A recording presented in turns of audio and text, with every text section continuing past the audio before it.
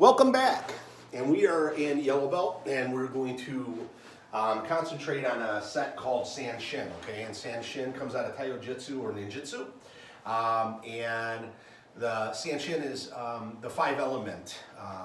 We're going to talk about Chi no Kata and Ka no Kata and Ku no Kata, and they all have different elemental stages. The one thing I like about this in particular set is if you remember in white belt, we started off in a fixed position. You want to get a little closer over this way, so yeah, that would be good. Okay.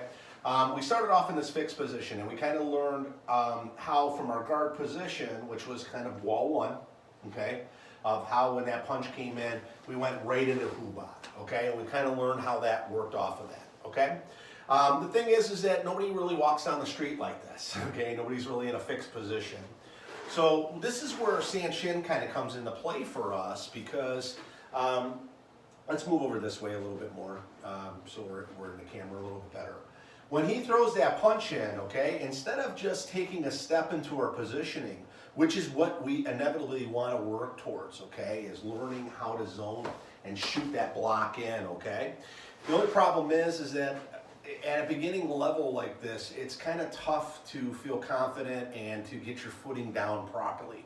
So this is where Sanshin comes in. And what Sanshin does is it sidesteps its original motions. There's different variations of how it's used, but it sidesteps and utilizing the footwork that we were talking about earlier, which was just a defensive triangle step. You can see how I'm in position right now, okay?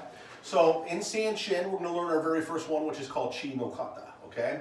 And that punch comes in, and I'm sidestepping, and I'm smacking the outside of this strike, okay? Almost just like we would for an outward block. I'm catting the foot in, and I'm coming underneath using the tips of my fingers underneath the armpit, okay? Originally, it was intended, from my understanding all the way through, is when the helmet of a warrior would be out on the battlefield, this would be a very area that they can go on in to grab underneath or to be able to get into the throat. Think about the armor. This is where these big swooping motions come on into as far as this goes, and learning how this momentum's being built up for these types of strikes or whatever the case may be, okay? All right, so that's Chi no Kata, okay? The next one is called Sui no Kata.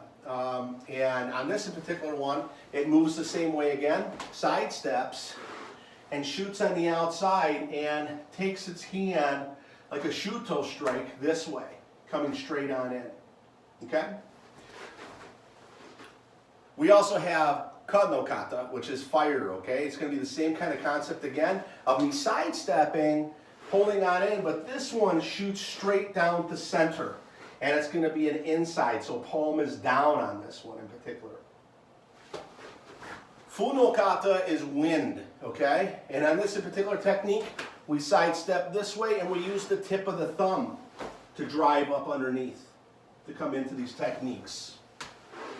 Last one is called Ka no Kata, or for void or space, okay?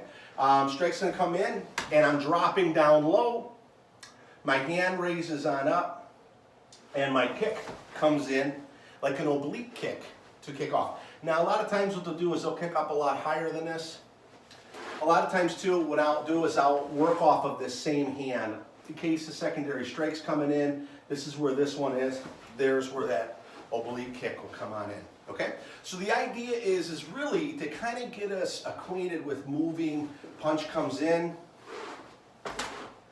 and there is your hubai. So it's kind of getting you into setup to those fighting positions a lot of times of this. Just getting out of the way, and now where you feel comfortable, you notice that would have been initially your inward block.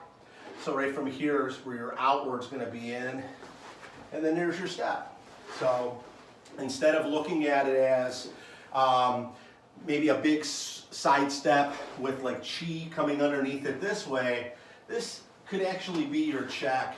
It could almost be as if you eliminate your inward block just for right now, and you're concentrating on that outward, and now you're utilizing that footwork to help you get into your zoning for your trapping and your striking. okay? There's a lot that's involved in this. Don't complicate simplicity on it, okay?